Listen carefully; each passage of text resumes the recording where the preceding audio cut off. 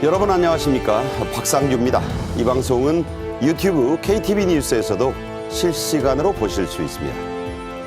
과도한 개인정보 수집에 대한 우려로 세계 각국에서 중국산 저가 AI 딥시크의 사용이 속속 금지되고 있습니다. 우리 정부와 지자체들도 딥시크 접속 차단과 이용 자제를 권고하고 있습니다. 트럼프 2기 행정부가 과감한 정책들을 밀어붙이면서 곳곳에서 논란이 속출하고 있습니다. 성전환 선수의 대회 출전이 전면 금지됐고 미국 육사 안에 다양한 인종 클럽들에 대한 해산 명령도 시달됐습니다. 남한 쪽 표기가 모두 사라진 새로운 북한 지도가 처음으로 공개됐습니다. 또 김정은의 아버지 김정일의 생일을 표현해 오던 광명성절이란 용어도 사라졌습니다. 자, 이런 변화의 의미가 뭔지 짚어보겠습니다. 먼저 박성원 서울신문 논설위원과 함께 얘기 나누겠습니다. 어서 오십시오. 안녕하세요. 네. 중국산 가성비 높은 이 저가 AI죠. 딥시크. 그야말로 전 세계에 충격을 줬는데 싼 맛에 마구 쓰다가는요. 온갖 개인 정보들이 다 중국 정부로 넘어갈 수 있다. 이런 우려가 나오네요. 예, 이제 지난달 출시된 그 중국의 생성형 AI 딥시크가 참 화제를 많이 일으켰는데 무엇보다도 이게 개인정보 또 연결된 기업 정보들을 중국의 당국으로 유출시킬 수 있다. 이런 우려가 제기되면서 지금 세계가 막 비상이 걸린 것 같습니다. 그래서 네. 이게 지금 우선 자 서버의 위치가 물론 당연히 중국입니다. 중국이고 또 사용자 프로필, 입력 내용, 그다음에 음성 이런 것도 다 수집이 되고요. 그다음에 심지어 채팅 기록, 키보드 입력 패턴, 그다음에 리듬 이런 것까지 다 물론 IP 주소 당연히 들어가고 네. 다 수집이 된다고 합니다. 아하. 예, 그래서 현재 야 이렇게 되면 그 결국 중국 공산당 정부의 모든 세계인들의 정보가 다 새나가는 거 아니냐 이런 지금 공포가 지금 확산되고 있는 겁니다. 네. 자, 지금 그 자료 화면에서 보듯이요. 사람마다 이 컴퓨터 키보드를 두드릴 때의 패턴, 행동의 패턴이 있어요. 또 리듬, 빨리 하는 사람, 천천히 하는 사람, 가락을 타는 사람, 이게 다 있습니다. 저도 있어요. 미국의 챗PT는 이런 정보는 수집하지 않습니다.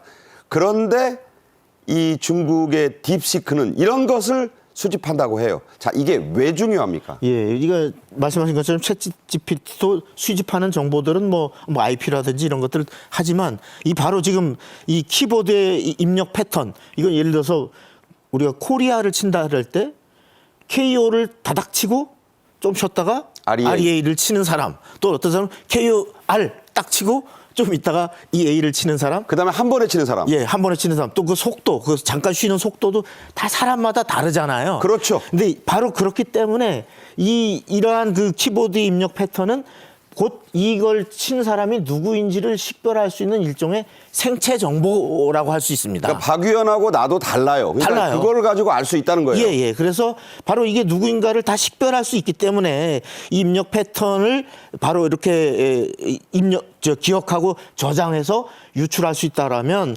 상당히 많은 부분에 여러 사람들의 그 프라이버시가 여기에 유출이 될 수 있다. 이런 이제 우려가 나오는 거죠. 네. 예. 여러분 뭐 스마트폰 쓸 때도 그렇습니다. 소위 이 사인할 때 필압이라는 게 있어요.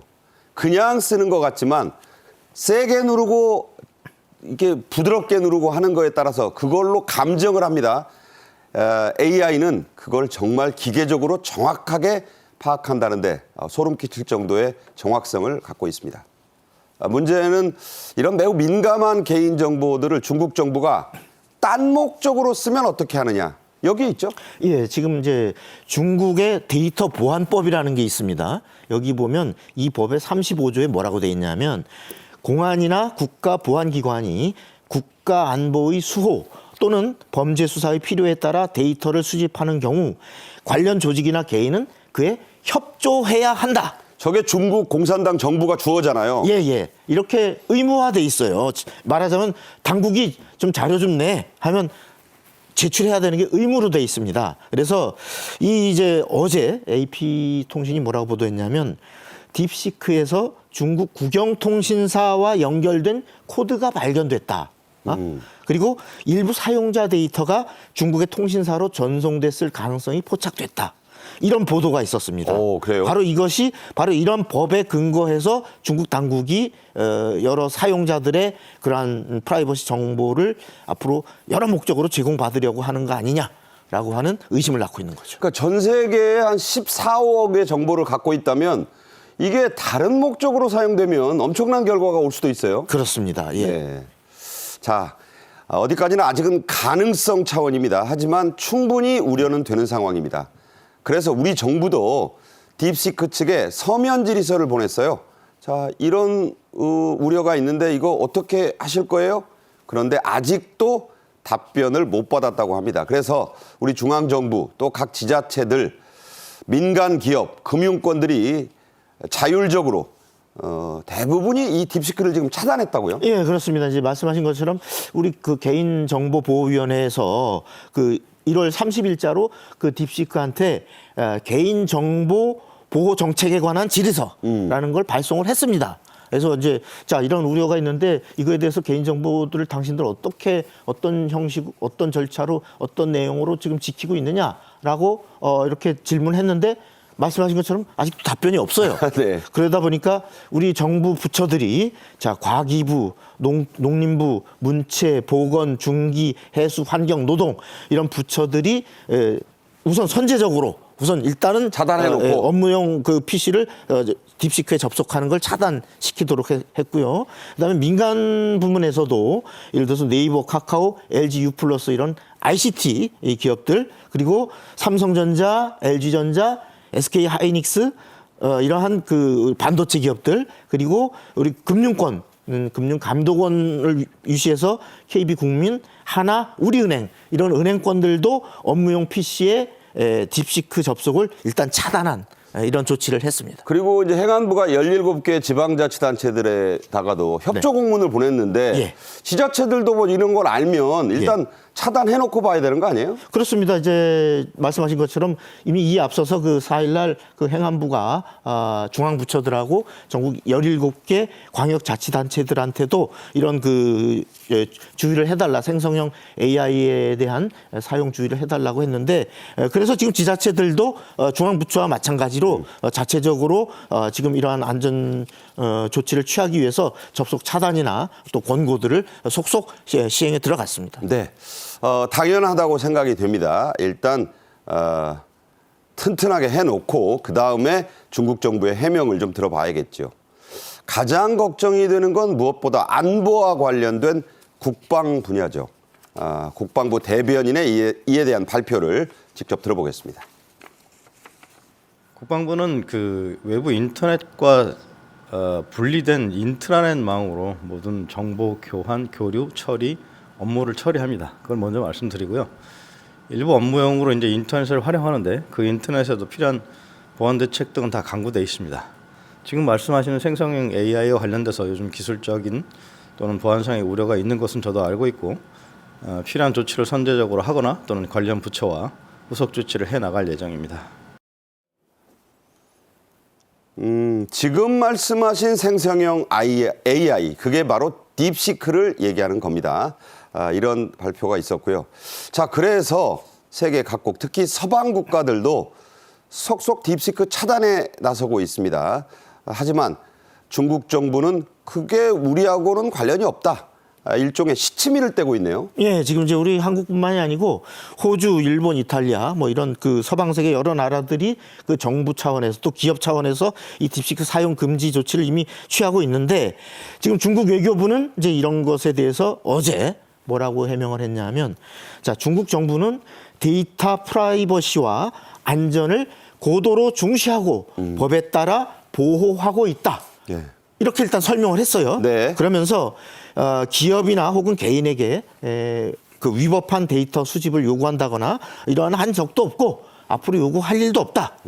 우리는 중국 기업의 권익을 보호하고 있을 따름이다. 이렇게 해명을 하고 있습니다. 지극히 뭐 중국의 지금까지의 어떤 그 통상적인 답변인데 네. 저걸 100% 다 신뢰할 수 없다는데 좀 곤란함도 있을 것 같아요. 예, 뭐 제가 굳이 뭐 어느 쪽이라고 말씀하지는 않아도 아마 시청자들께서도 중국 당국이 이런 해명을 어떻게 드려야 할지는 아마 잘 판단하실 거라고 그렇게 생각됩니다. 네. 예. 개인 접속이야 뭐 별거 없겠지. 싸고 좋으니까. 그렇지만 판단은 여러분들의 몫입니다. 여러분들의 정보가 다 그 베이징으로 간다면 그렇게 썩 달가오실 일은 없으리라고 봅니다. 트럼프 미국 대통령도요. 중국 견제 차원에서 딥시크에 대한 견제에 나섰습니다. 딥시크의 원료가 된 그 바탕이 된 미국산 AI 칩을 중국에 팔지 말라고 엔비디아의 젠슨 황, 이 사람도 중국계죠. 미국 시민입니다만 만나서 압박했다는 얘기가 나와요. 예, 이제 그 트럼프 대통령이 지난달 31일 그 젠슨 황 엔비디아 CEO를 만났습니다. 그래서 이 지금 AI 칩에 대한 대중 수출 통제 이 방안을 필요성을 논의를 했는데요.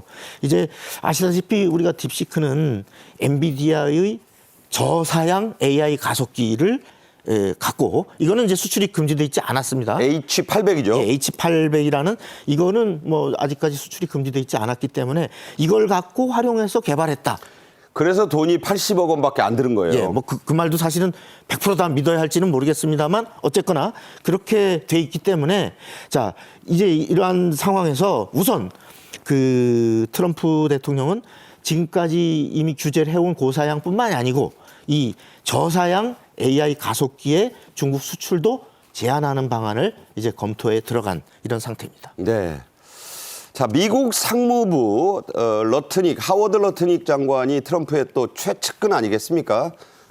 그래서 이 상무부가 엔비디아의 첨단 AI 반도체가 방금 얘기 나온 거 딥시크로 흘러 들어갔다는 의혹 여기에 대해서 지금 철저한 조사를 하고 있다고요? 예, 미 상무부는 중국 수출이 금지돼 있는 이 엔비디아의 첨단 AI 반도체 이것의 딥시크 유입 여부를 조사에 돌입을 했는데요.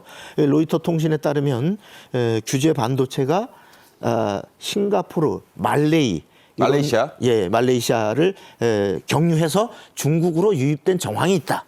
지금 이렇게 보도를 했거든요. 그래서 이제 싱가포르 당국, 싱가포르의 통상산업부도 자, 우리의 세관, 법집행기관들도 미국의 이러한 조사에 적극 협력하겠다. 이런 의사를 밝혔습니다. 싱가포르로서는 자기는 이 경유한 곳에 불과한데 네. 괜히 당신들 그 중국하고 짬짬이해서 통로 열어준 곳 아니냐 예. 이런 의혹을 받을 이유가 없다는 거죠. 받을 이유가 없죠. 우리는 뭐 잘못한 게 없고 우리는 당당하게 미국에 협조해서 그런 것들에 대해서 조사를 제대로 이루어질 수 있도록 협력하겠다. 이런 차원이겠습니다. 네. 자, 미국은 또 중국산 저가 로봇 청소기 이거 뭐 샤오미 등등해서 굉장히 싸게 팔리고 있잖아요. 우리나라에서도 또 드론 뭐 어느 사이트를 보니까 뭐 몇천 원짜리 드론도 팝니다. 이런 것들에 대한 규제도 검토하고 있습니다. 자, 이게 왜 규제를 받아야 하느냐? 여기에 카메라가 다 장착돼 있어요. 그래서 이것들도 사실은 싸다고 사서 쓰다 보면 내 집안 정보, 내밀한 정보, 기업의 뭐 이곳저곳 이런 거를 다 그 유출시키는데 이용될 수 있다. 이용되고 있다. 이게 미국 당국의 시각이죠. 예, 아마 우리 가정에서도 특히 이제 중국산 로봇 청소기 가성비 좋다 해서 많이들 쓰시는 걸로 알고 있는데. 뭐 다이슨에 비해서 3분의 1밖에 안 하더라고요. 그렇습니다. 근데 미 정부가 국가 안보 차원에서 이 로봇 청소기하고 중국산 드론 이것에 대한 규제 방안을 검토에 들어갔습니다. 이미 이 앞서서 그 작년에 미 하원에서는 그 최대 중국의 그 최대 드론 기업인 DJI에서 생산하는 신규 제품을 미국에 수입하지 못하게끔 하는 법안을 이미 통과시킨 상태입니다. 그래서 이제 미 상무부가 여러 조치를 취하고 있는데 이뿐만 아니라 지난달 14일 날 중국과 러시아의 부품을 쓴 커넥티드 카 이것도 판매를 금지했고요. 또 중국 자동차 회사가 미국 도로에서 자율주행 그 시험 테스트를 하는 것조차도 금지를 시켰습니다. 네. 다 이게 그 어떤 중국산 이런 제품들이 갖고 오는 정보 유출에 대한 그 보안 문제 이것에 대한 우려 때문입니다. 네. 자, 상황이 이렇습니다. 다음 주제로 넘어가죠. 도널드 트럼프 미국 대통령이 취임 첫날 뭐 수십 건의 행정명령을 퍼포먼스를 하면서 서명하지 않았습니까? 최근 이런 퍼포먼스 또 쇼 같은 행정명령 서명식이 있었습니다. 미국의 여성 운동선수들이 환호하는 가운데 이루어진 이 행사 직접 보겠습니다. Secret Service is worried about them? Oh, I think we have a 10. We have a 10. God bless you, Mr. President. With this executive order, the war on women's sports is over. Under the Trump administration, we will defend the proud tradition of female athletes, and we will not allow men to beat up, injure, and cheat our women and our girls. From now on, women's sports will be only for women. 트럼프 대통령 뒤에 있는 그 여성들 전부 미국의 여성, 그러니까 정말로 피메일인 여성 운동선수들 뿐입니다. 자, 왜 저렇게 했을까요? 트럼프는 평소에도 지구상의 성별은 딱 두 개다. 남성과 여성뿐이라는 거예요. 이른바 제3의 성, 서드 젠더라 불리는 성소수자는 없다는 게 트럼프의 대선 공약이었죠. 예, 이제 지난 대선에 트럼프 대통령은 그 조 바이든 행정부의 그 트랜스젠더 포용 정책을 뭐라고 비판했냐면 젠더 이데올로기다. 또 극단주의다. 이렇게 비판을 하면서 성별은 남성, 여성 두 개뿐이라는 걸 내가 집권하면 분명하게 보여주겠다라고 공약을 한 바 있거든요. 바로 이제 그에 따라서 그 지난 5일 날 남성에서 여성으로 성전환을 한 트랜스젠더를 타깃으로 하는 이른바 남성들의 여성 스포츠 참여 금지라는 제목의 행정명령을 서명을 합니다. 그러니까 거기서 말하는 남성들은 예. 성전환을 한 사람들을 남성이라고 보는 거예요. 아, 그럼요. 남성이라고 보는 거고요. 그래서 이제 트럼프 대통령이 뭐라 그러냐면 여성 스포츠에 대한 성전쟁은 끝났다. 아, 이게 내가 이겼다 이거죠. 예, 이 표현이 재밌는데 아까 우리 잠깐 들은 것처럼 남성이 여성과 소녀들을 때리고 폭행하는 그러면서 속이는 이런 상황을 허용하지 않겠다. 그게 무슨 얘기냐? 예. 남성에서 여성으로 전환하는 권투 선수가 여성 선수를 이렇게 공격하는 걸 네. 그렇게 표현한 거예요. 예, 이렇게 표현한 거죠. 네, 그 예. 레슬링에서 막 잡아 넘기고 하면 예. 그건 폭행으로 보는 겁니다. 예, 그렇습니다. 그래서 우리가 그 행정명령을 이런 나의 행정명령을 위반하면 연방법 타이틀 9이라는 게 있는데 이건 연방 기금을 교육 지원에 어떻게 쓰느냐 하는 관련 규정인데 이 위반으로 간주해서 대응하겠다라고 분명히 선포를 했고요. 그리고 2028년 LA에서 하계 올림픽이 열리거든요. 그렇죠. 이때 성전환 선수들은 입국시키지 않겠다라는 불허 방침도 검토하고 있습니다. 네. 로스앤젤레스에서 올림픽을 열렸던 게 1994년이었습니다. 또 열린다고 하니까 제가 그때 참 젊은 나이였는데 이제 두 번째 LA 올림픽을 곧 보겠구나 이런 생각을 하게 됩니다. 남성에서 성을 바꿔서 여성 대회에 참가한 선수들에 대한 논란 끊이질 않았죠. 자, 우리나라에도 그런 대표적인 선수가 있죠? 있습니다. 우선 그 전에 잠깐 최근에 미국의 매사추세츠주에서 일어났던 일 하나 잠깐 소개할게요. 이 고교 여자 농구 경기에 성전환한 선수가 저 장면이네요. 예, 여성으로 성전환을 했다는 선수가 참여를 했습니다. 네. 그래서 경기가 벌어지는 과정에서 몸싸움이 일어나면서 여고생이 3명이 부상을 당했고요. 그러니까 이게 남성이니까 예. 굉장히 이제 힘이 좋았겠죠? 예. 그래서 계속 교체를 했는데 교체할 선수가 더 이상 없어서 해당 팀이 기권을 해버렸습니다. 저 괄호친 선수가 예. 성전환한 여성 선수예요. 네네.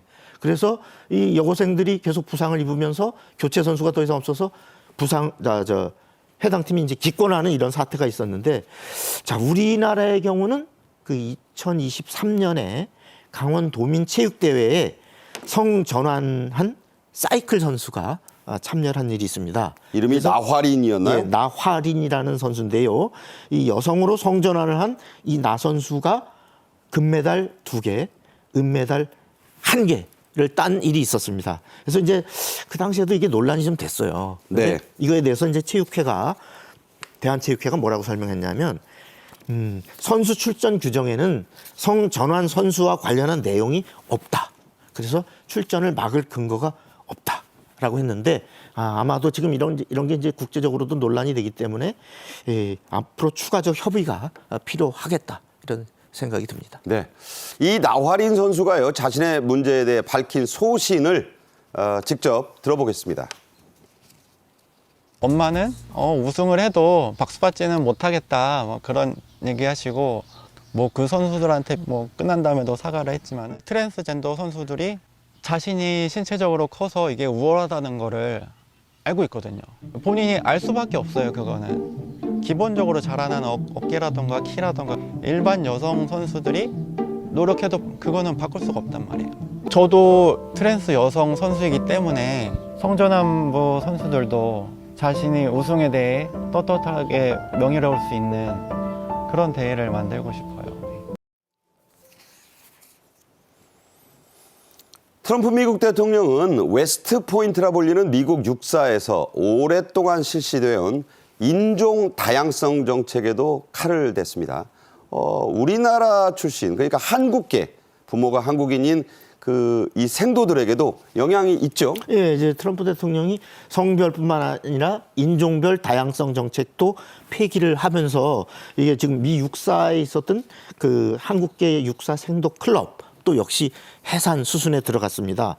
지금 이제 우리 한국뿐만이 아니고 뭐 일본, 베트남, 라틴계 그 인종별로 이렇게 그 생도 클럽이 이 육사 클럽이 운영이 됐었는데 있죠. 예, 다 이것이 다 해산 명령을 받고 지금 이제 해산에 들어갔는데 이 피트 헤그세스 국방장관은 이 뭐라 그랬냐면 그 바이든 정부가 실시했던 DEI 그 중에 가장 핵심이 바로 이 다양성 정책인데 이 다양성 정책이 우리 미군의 전투력을 현저히 약화시키고 있다. 그런 이유에서 이제 해산의 정당성을 주장하고 있습니다. 네, 듣기에 따라서는요, 아시아계, 뭐 한국계, 일본계, 또 베트남계 이런 다양한 출신들이 미군 전력을 약화시키고 있다는 말로도 들릴 수 있습니다. 심각한 인종차별적 요소가 있죠.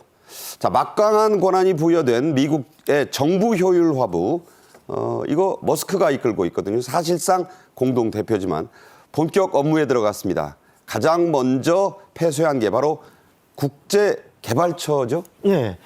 아시다시피 우리가 트럼프 대통령이 취임 첫날 바로 미국의 대외 개발 원조를 90일간 일단 먼저 동결시키는 이런 행정명령을 발동했거든요. 그에 따라서 지난 3일 날 미국의 워싱턴 DC에 있는 국제개발처 USAID라고 하는데요. 그렇죠. 이 국제개발처에 대해서 출입 금지, 그다음에 직원들에게도 건물 폐쇄 조치를 다 통보를 했습니다.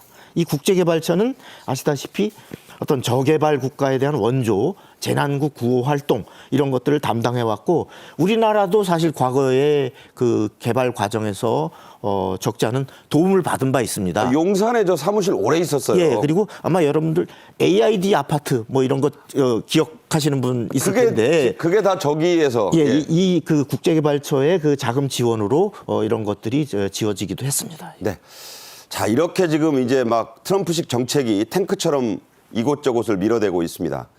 정부 효율부를 막아선 공무원들은 단호히 징계를 받았다네요. 예, 이제 이 정부 효율부의 직원을 그 출입을 저지했던 국제개발처의 고위직 한 분이 그 정직 통보를 받았습니다. You're fired, you're suspended네요. 그렇습니다.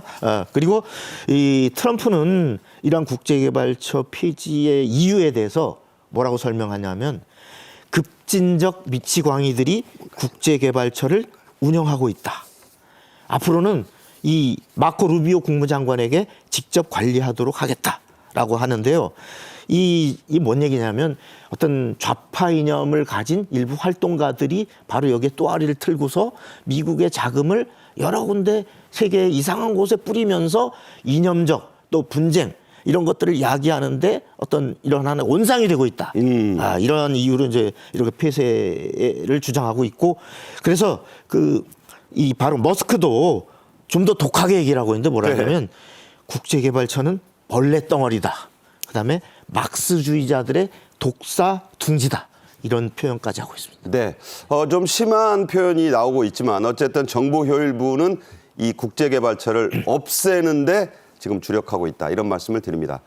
끝으로요. 머스크 정부 효율부의 다음 표적은 오바마 케어로 불리는 민주당식의 건강보험 시스템입니다. 19살 난 청소년이라고 해야 될까요? 이와 관련된 엄청난 예산을 좌지우지하고 있다고요? 예, 이제 이 정부 효율부의 핵심 엔지니어들로 이 6명이 19에서 24살의 청년들입니다. 그야말로 뭐 싱싱한 청년들이네요. 예, 그래서 이제 근데 대부분이 다 머스크 소유 회사에서 일했던 경력을 갖고 있는 사람들인데 그러다 보니까 이제 이 사람들을 머스크 미니언스라고도 부르는데 정부 재직이 경험이 전혀 없이 연방 정부의 중요한 기능들을 이렇게 수행하고 있다고 해서 비판이 상당히 고조가 되고 있습니다. 네.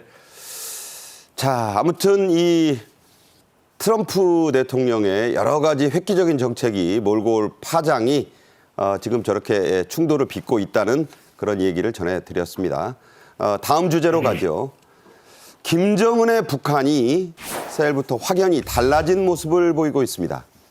남한 쪽을 회색으로 덧칠한 그리고 지명 자체를 아예 남쪽은 표기하지 않은 지도가 처음으로 공개됐습니다. 또 아버지 김정일의 생일에서 늘 써오던 광명성절이란 표현이 싹 빠졌습니다.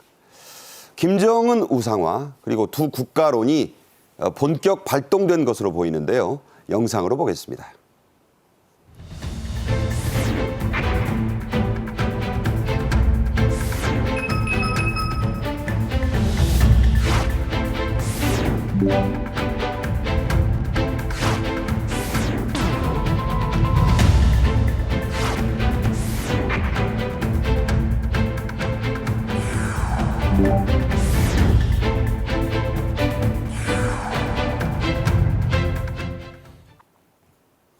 네, 이번 주제는 안찬일 세계 북한연구센터 소장도 함께 하시겠습니다. 안녕하세요. 안녕하십니까. 네. 자, 북한이 새해 들어 물론 나온 거는 작년부터라고 하는데 이른바 조선지도라는 걸 처음으로 대회에 공개했습니다. 북한이 공개한 건 아니고요.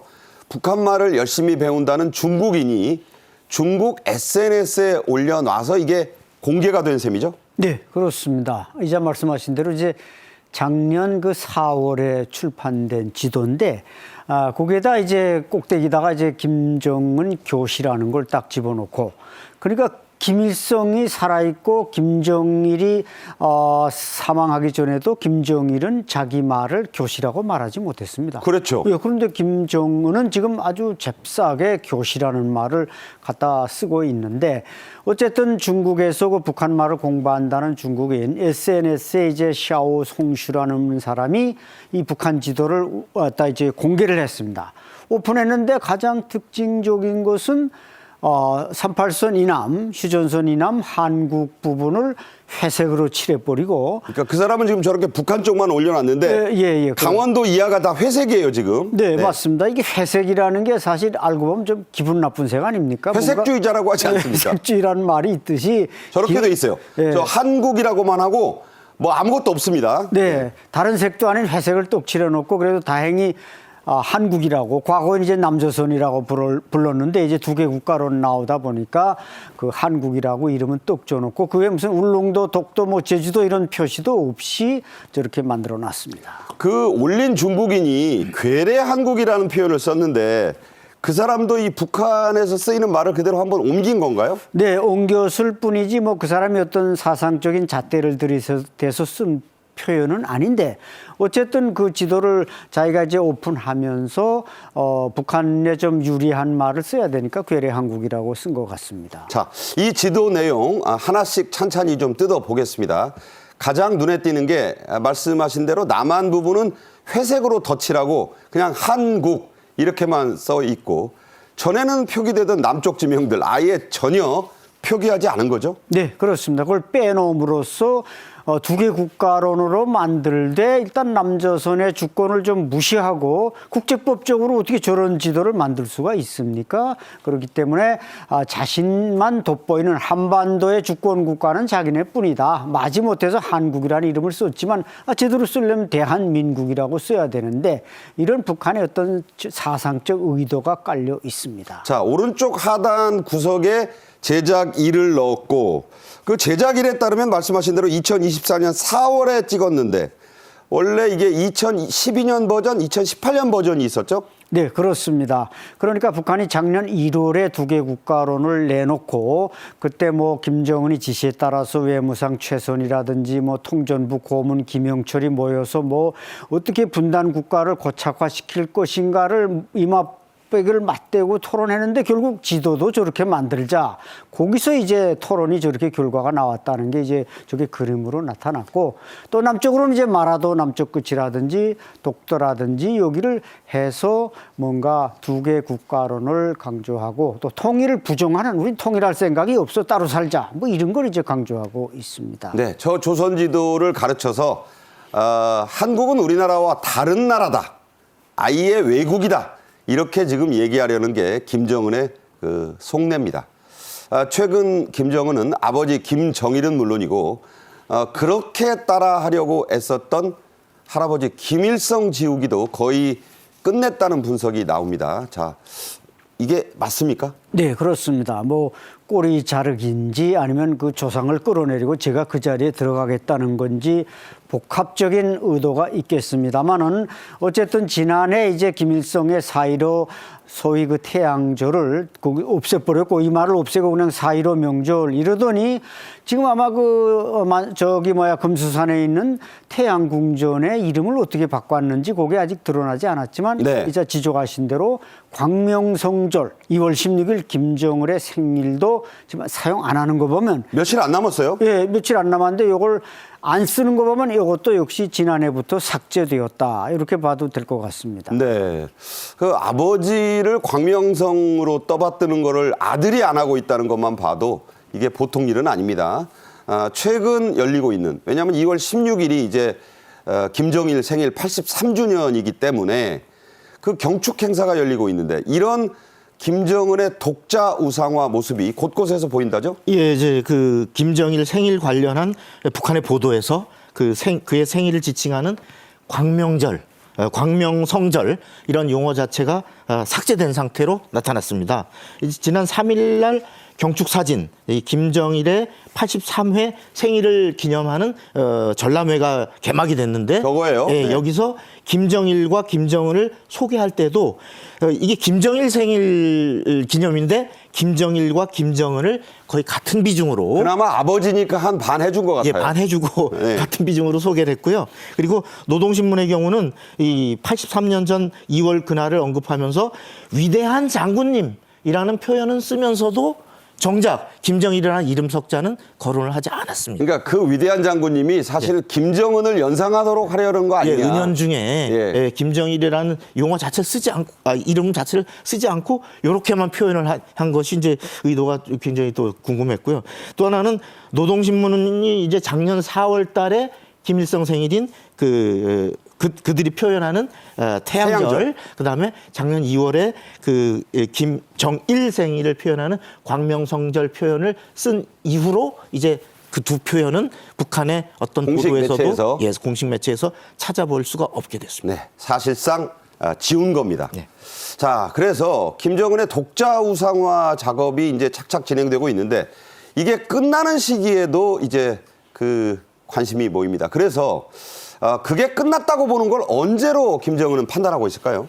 네, 아마 나름대로 계산이 있겠습니다만은 김정은이 올해 41살 아닙니까? 네. 그렇기 때문에 뭐 제가 볼 땐 저 사람이 살아있을 때까지 계속 될 것이고 이른바 뭐 사회주의 대가정 그게 이제 자기가 아버지라는 이런 어떤 뭐 장유 유서 우리나라의 그 6.25 사상을 주체 사상이 그 6.25 사상을 교묘하게 이제 이용을 하고 있습니다.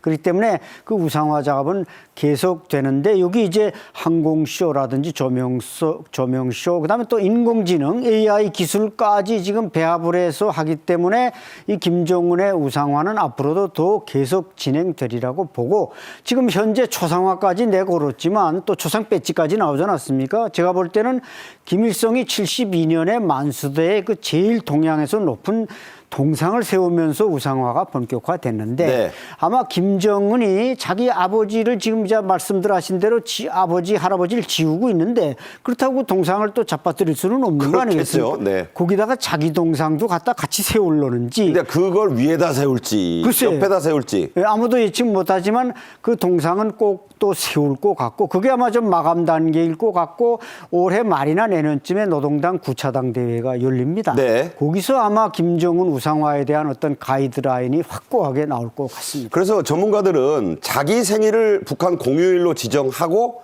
각 가정마다 김정은 초상화를 다 걸게 하면 그게 종지부가 될 거다 이런 말도 해요. 네, 맞습니다. 1월 8일이 이제 김정은의 생일인데 근데 문제는 지금 고향을 또 이제 그 김정은이 공개를 못 하고 있습니다. 그게 원산인데 네, 원산인데도 공개를 못 하는데 삼지연이라고 하겠죠. 삼지연으로 아마 조작할 가능성이 대단히 높습니다. 네. 자, 좀 두고 보겠습니다. 한술 한다고 알려진 김정은이 최근 술 접대 좀 받았다고 지방 간부들 40여 명을 아주 맹렬히 비난했다고 합니다. 비난이 중요한 게 아니라 일종의 그 작전이라는 얘기도 있어요. 네, 이게 뭐 일종의 이제 아마 김정은이 트릭을 쓰는 건데 어떻게 또 외형적으로 보면 이제 김정은식 북한판 부패와의 전쟁 뭐 이런 거라고도 네네. 우리가 말할 수 있습니다만은 김정은이 그 노동당 비서국 8차 30차 회의에서 이제 이와 같은 그 지방 간부들의 부패 특히 뭐 이제 남포시 온천군당 그다음에 저 자강도 시중군 뭐 당 간부들이 무슨 군당 시당 전원회를 하고 40명이 모여서 음주를 했다. 뭐 음주해봤자 뭐 돼지고기 뭐 넣고 술 좀 먹었겠죠. 당간부 40명이 돼지 한 마리 못 잡겠습니까? 아 그렇죠. 그건 뭐 북한에서는 이미 비일비재한 일인데 이걸 뭐 특대형 지금 범죄다. 김정은이 이렇게 하는 건 자기 만찬에 비하면 뭐 형편없이 초라한 건데 그렇죠. 김정은이 아마 파티할 때 무슨 연회 차릴 때 한 식탁 한 테이블에 값도 안 들어가는 고기 추념점 했기로서니 그걸 가지고 지금 문제를 하고 노동당이 시끌벅적한 건 뭔가 이 지방 경제가 잘 안 되니까 이 지방당 사람들을 좀 잡기 위한 그런 작전이 아닌가 보여집니다. 네. 자, 먹고 살기 힘든 북한에서 부정부패는 위부터 아래까지 그야말로 일상화되다시피 했습니다. 뇌물이면 안 되는 게 없다는 게 북한이라는데 이렇게 김정은이 부패와의 전쟁에 갑자기 나선 진짜 이유 뭐로 봐야 됩니까? 네, 아무래도 지금 김정은이 뭐 성과도 자기 리더십에서 아무런 성과도 없고 또 러시아에서 뭐 여러 가지 뭐 좀 돈도 들어오고 밀가루도 들어오지만 그걸 통치자금으로 쓸래니 인민들에게 베풀지는 못하고 그래서 이제 지방당에다가 그 책임을 경제 저발전의 책임을 씌우기 위해서 저런 지금 여러 가지 조치를 취하지만 사실 북한의 이 국가 총념도라는 건 194개 중에서 194위에 들어가는 그야말로 최하위예요. 예, 부패와 뇌물이 없으면 이게 돌아가지 않는 게 북한입니다. 그래서 북한 인민들은 노동당은 정책은커녕 대책도 없다. 네. 그리고 뭐 정말 노동당은 노골적으로 해먹고 보이성은 보이지 않게 해먹고 안전성은 안전하게 해먹고 참 재밌게 말해요. 노 보보 또 안전성은 안전하게. 그리고 국방성은 국가적으로 해먹는다. 국가적으로? 네. 이렇게 해서 이제 부패 지수가 높다 보니까 그 책임을 지방에다가 떠넘기려고 지금 트릭을 쓰고 있다고 봅니다. 네. 일종의 떠넘기다. 자, 영하 뭐 10도만 돼도 우리 난리가 나는데 지금 북한은요. 영하 30도는 보통이라고 합니다. 특히 그 삼지연 지역, 백두산 지역 말하는데 이런 혹한 속에서도 북한의 백두산 지구 지금 개발 열기가 아주 뜨겁다고요? 예, 이제 삼지연은 지금 기온이 영하 30도 최저, 그다음에 낮에도 그 18도 뭐 이렇게 영하예요, 예, 영하. 영하 예. 18도로 간다고 하는데 지금 노동신문의 최근 보도를 보면 삼지연 관광지구가 인민의 문화, 정서, 생활 수준을 높이는 관광 휴양지로 지방 발전의 추동력을 확보해 나갈 것이다. 네. 이렇게 보도를 했습니다. 네, 그러면서 이 삼지연시가 새롭고 혁신적인 문명 도시로 자기 모습을 나날이 또 일신하고 있다. 이렇게 보도를 했습니다. 네. 자, 이 삼지연시에 있는 이른바 포태지구라는 곳은 전에는 잘 저도 못 들어봤어요. 그런데 여기에 북한이 외화벌이를 위한 대규모 스키 리조트를 지을 거라죠? 네, 그렇습니다. 이제 박 의원님께서 설명하셨듯이 이게 삼지연이라는 게 2019년 전까지 군이었습니다. 근데 이걸 시로 승격시키고 또 관광 특구로 만들어 버렸습니다. 그래가지고 이 포태지구에 그 북포태산이 있는데 그 밑에다 이제 스키장을 만든다는 겁니다. 이거 험준한 게 스키장은 만들 수 있겠어요? 뭐 저기 원래 조그만 스키장들이 몇 개 있었는데 북한에 뭐 스키장이라는 게 지금 저 마식령 거기에 스키장이 하나 있고 저기 하나 있고 그다음에 뭐 충진 쪽에 조그만 게 있지만 스키장다운 스키장이 없습니다. 국제 규모? 예, 그렇죠. 왜냐하면 북한에 스키 인구가 없기 때문에 스키장을 크게 만들 필요도 없었는데 이번에 이제 저런 리조트까지 건설해서 한다는 건 뭔가 앞으로 관광 산업을 해서 돈을 좀 벌겠다 이런 의도로 우리가 풀이할 수 있습니다. 네. 자, 김치는 이 북한 주민들에게도 겨울철의 필수 식품입니다. 오늘은 북한의 배속김치, 북한에서는 좀 세게 뱃속김치라고도 한다는데요. 영상 보겠습니다.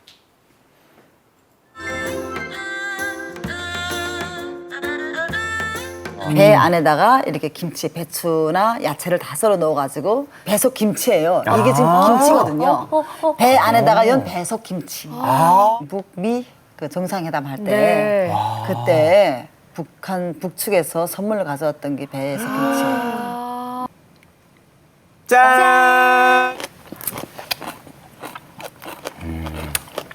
어른들하고 같이 먹고 싶어요. 뭐 부모님들, 뭐 어머니, 할아버지 이렇게 같이 먹고 싶을 정도로. 네, 저 배속김치 문재인 전 대통령에게도 구경시키지 않았던 것을 트럼프 대통령에게는 맛을 보였죠. 그 정도로 저게 귀빈용입니다. 자, 일반 북한 주민들 구경조차 하기 힘든 어려운 음식이라는데 실제로 북에 계실 때 드셔보셨어요? 뭐 말도 못 들어본 김치입니다. 그러니까 북한에서 보통 국가 수반급 국빈이 오면 저걸 내놓고 아니 아니라 우리 대한민국에서 뭐 대통령을 비롯해서 평양 갔다 왔다는 사람들이 많은데 그 사람들이 저 뱃속김치 먹어봤다고 말하는 거 한 번도 못 들어보셨죠? 그러니까요. 예, 그래서 트럼프 말하자면 2019년 2월 뭔가 그 빅딜을 구상하려다가 판이 깨졌습니다만 이때 이제 북한이 저 뱃속김치를 들고 간 겁니다. 그러니까 그 열차를 열몇 시간 타고 가면서 가져갔다니까 대단한 거죠. 그렇죠. 아마 배는 별도로 가져가고 김치만 또 따로 가서 집어넣었길래 망조이지 저걸 뭐 같이 해서 가져갔다면은 아마 다 문드러져서 먹기가 어려울 텐데 어쨌든 북한에서는 저건 뭐 정말 상당히 높은 사람만이 먹어볼 수 있는 김치입니다. 네. 자, 일반 주민들 얘기를 좀 해야겠죠. 북한의 겨울 별미들로는 여러분도 들어본 것들이 꽤 있습니다. 자, 어떤 것들을 주로 먹나요? 네, 뭐 이것도 사실은 평양에 뭐 청류관이나 뭐 대동강 식당이나 이런 데서 파는 건데 이제 어복쟁반이. 저건 저 한국에도 있어요. 예, 뭐 비슷한 게 많이 있습니다. 여기도. 가릿국밥은 저는 처음 들어봅니다. 저게 이제 갈비, 북한 말로 이제 가릿이라는 사투리, 갈비국밥입니다. 북한 갈비탕이네요. 네, 그러니까 북한판 갈비탕인데 저것도 뭐 우리처럼 이렇게 통째로 된 갈비가 들어가지는 못하고 그냥 살이 들어가는 경우가 많고 그다음에 이제 뭐 녹두지짐 뭐 이런 건 또 북한에서 특식이고 녹두지짐은 뭐 우리하고도 비슷하네요. 예, 비슷한데 좀 고기는 좀 크기가 조금 다르고 그다음에 뭐 냉면 같은 거 이런 건 뭐 우리도 이제 많이 오히려 대한민국이 더 많이 먹죠. 근데 어복쟁반은 우리가 그 말만 딱 들어가지고 대한민국 국민들이 오자가 들어가니까 무슨 고기 오자냐 이게 아니고 그냥 소고기 돼지고기 들어가는 저거지 북한은 또 생선 요리가 대단히 귀합니다. 그렇죠. 네, 북한 사람들이 먹는 그런 것들은 이 탈북 주민들에 의해서 우리나라에서도 여러분 맛볼 수 있는데 맛이 같기도 하고 좀 달라진 점도 있다고 합니다. 자, 남북한에서 공통으로 즐기는 간식도 있고 또 같은 생물을 남북한이 다르게 부르는 경우도 있죠. 예, 이제 북한의 겨울 간식의 경우는 그 오징어, 동태, 그다음에 왕새우 이런 말린 음식들이 인기인데 건어물. 예, 네. 건어물. 뭐 우리나라에서도 뭐 안 먹는 건 아니고 또 미역 튀긴 꽈배기 이런 것도 겨울철에 인기가 있다고 합니다. 특히 이제 군밤의 경우는 아마 북한에서도 그렇고 우리도 뭐 겨울철 군밤 많이 이렇게 사 먹잖아요. 여기서 소개하기를 군밤은 네. 북한 청춘 남녀들의 데이트 장소다. 예, 데이트 장소다 이렇게 하는데 재밌는 거는 북한에서는 우리의 오징어를 낙지라 그러고 네. 우리의 낙지를 오징어라고 부르는 또 이런 차이도 굉장히 재미있는 차이 같습니다. 네.